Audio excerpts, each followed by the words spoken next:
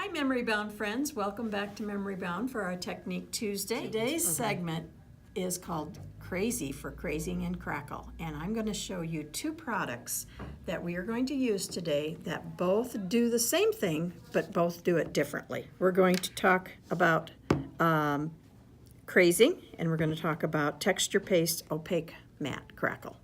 The first product is called Distress Collage Medium Crazing. It is a gel medium ideal for gluing, layering, and sealing mixed media projects. You apply it directly on porous surfaces and it dries translucent with a subtle crackle craze matte finish. If you think about your grandma's or your great-grandma's fine china, if you look closely, you will see all those fine little cracks, and that's the effect that you're going to get with Crazing. The second product is called Texture Paste Opaque Crackle. And a Texture Paste Opaque Crackle is ideal for layering and creating three-dimensional crackle effects, and it's more opaque. You can use it with a stencil, you can use it with texture tools, you can add color, and so I'm going to show you a few of those things today.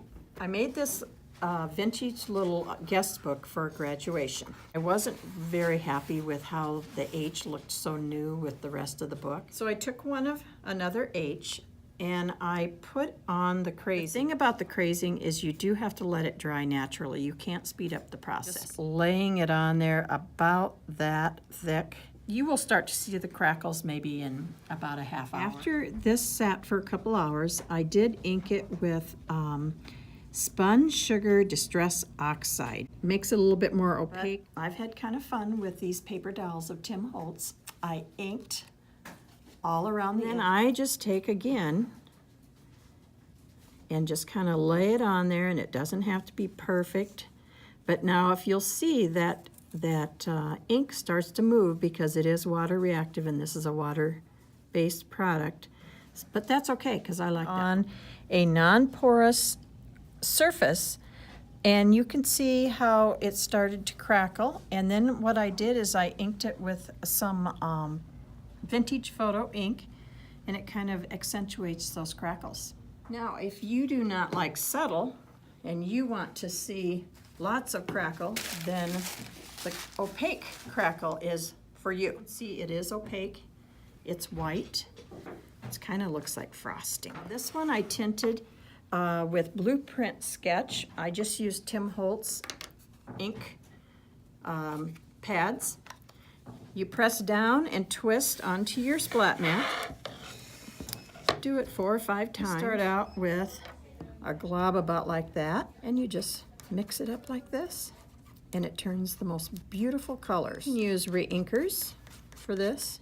I like this method because it's right on my splat mat then, and I can just use it from there. We took a coaster and just covered it with some wood paper, and I inked around the edge. I'm going to just apply it through the stencil. People ask, well, how much do I put on? If you can still see the pattern of your stencil, then you're okay. And then just kind of scrape it off. You need to be able to see that pattern.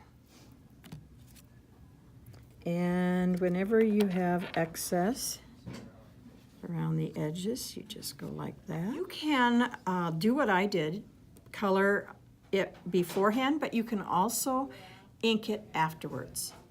Okay, this is after a couple hours. Notice the fine crackling. Again, this is the Texture Paste Opaque Crackle, so you're going to get much more dimension and a lot more crackling. This is watercolor stamp and has been painted. So we're going to add a little bit around the edge. If it's not through a stencil, look at the texture you can add. Thick, like that, if you want it.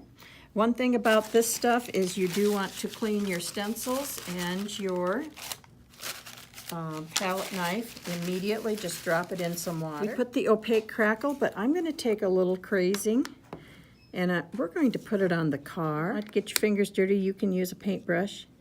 With the Crazing, you're not going to get huge crackles like you're going to get with this opaque crackle.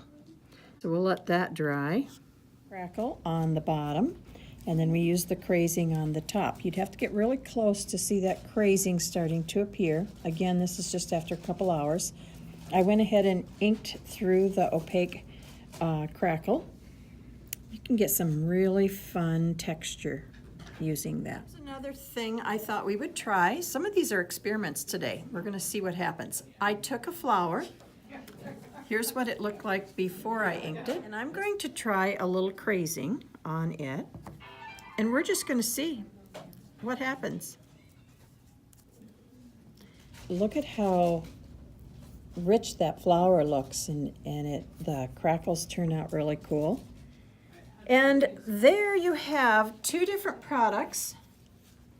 Both of them do the same thing, but they both do it differently. So if you like to get your fingers dirty and like to play in this stuff, stop by and pick up some texture paste opaque Crackle and some crazing.